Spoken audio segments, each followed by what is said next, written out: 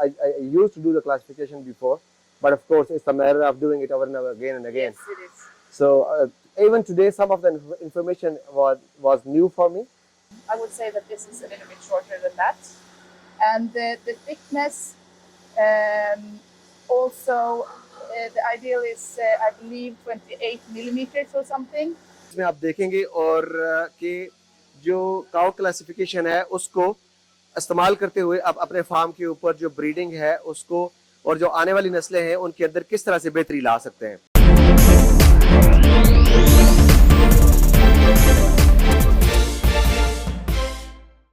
And the last thing is the teeth size, both the length and the thickness.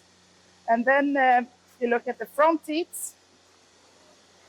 This is actually a little bit difficult sometimes, but if you just train the eyes and see a lot of cows, you learn this as well. But just by looking at this teeth size, in my mind, it's a little bit shorter than it should be, but not so short that it is a problem. Yeah, okay. An ideal is around 5 centimeters. So I would say that this is a little bit shorter than that. And the thickness also, the ideal is, I believe, 28 millimeters or something.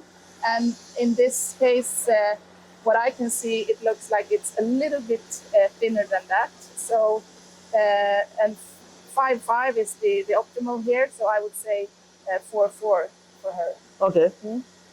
Yeah. So that's all the different traits that you score. And how about the chest width? Yeah, now she's standing a little bit better than when we looked at her, and she's not very narrow, but slightly narrow, maybe, or 5 or 4, I would say on the for the chest width. Yeah. That means we can say it's about 13 centimeters. Chest width has no actual measurements. You measure in centimeters. It's just a scale from very narrow to very wide. Okay. So it could be more better, but because in Pakistan normally we prefer to have more like if we talk about the xiphoid region, so we prefer to have as maximum as we could. Why?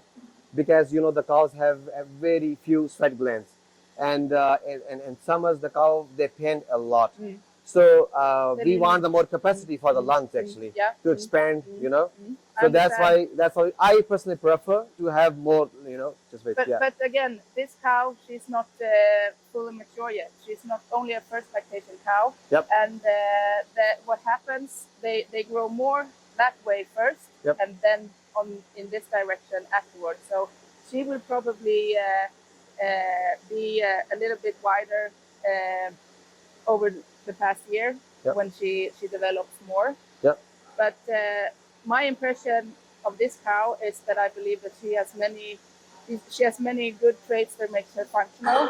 When teeth size perhaps a little bit smaller, a little bit thinner, but that's just details. Overall, I think this is a good looking cow, and it will be possible to milk her even if she looks like that. But it's also, we should use classification information for the future. What can we improve? Because this is what we have.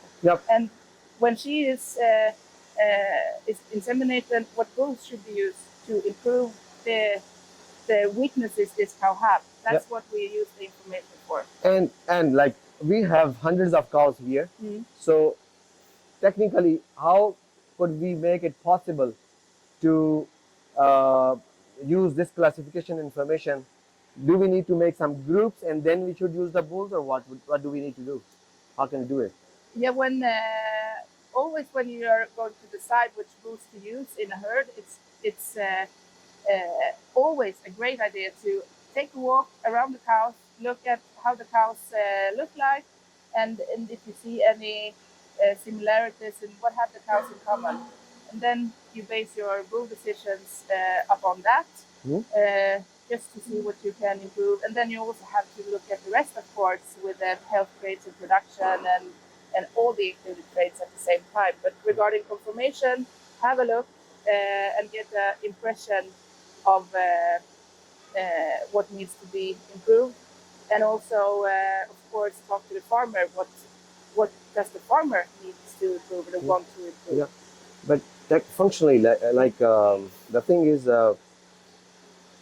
normally, for example, like he's the vet here, and he has to do the insemination.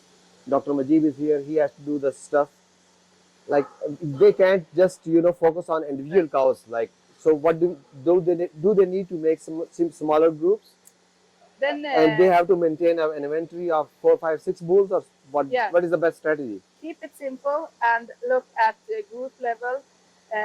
Perhaps first lactation cows can be a group, older cows can be one group, heifers is another group, and look at what does that cows have in common, and look at similarities and differences and so on.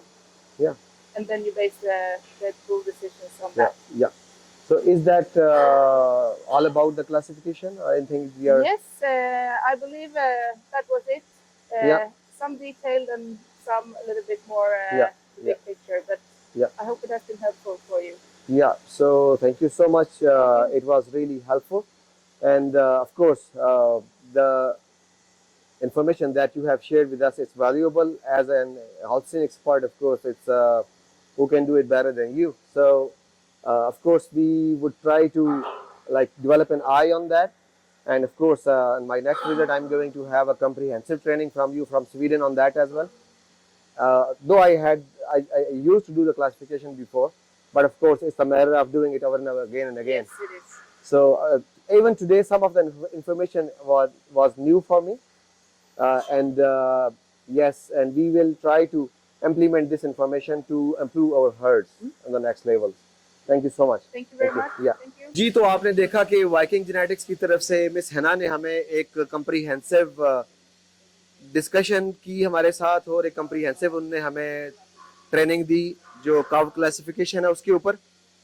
इस video के अंदर हम आपको ये सारी as such जो है हम दिखा रहे हैं, और इंशाल्लाह हम एक कंप्रीहेंसिव वीडियो उर्दू में कंप्लीट सारे जो ट्रेड्स हैं उसके हिसाब से दोबारा से बनाएंगे आपके लिए, जिसमें आप देखेंगे और कि जो काउ क्लासिफिकेशन है उसको इस्तेमाल करते हुए आप अपने फार्म के ऊपर जो ब्रीडिंग है उसको और जो आने वाली नस्लें हैं उनके अंदर किस तरह से बेहतरी ला सकते हैं। तो हम यहाँ पे शुक्रगुजार हैं। Thank you so much miss Hina for taking time here. Salim भाई एक मिनट आएगा जरा।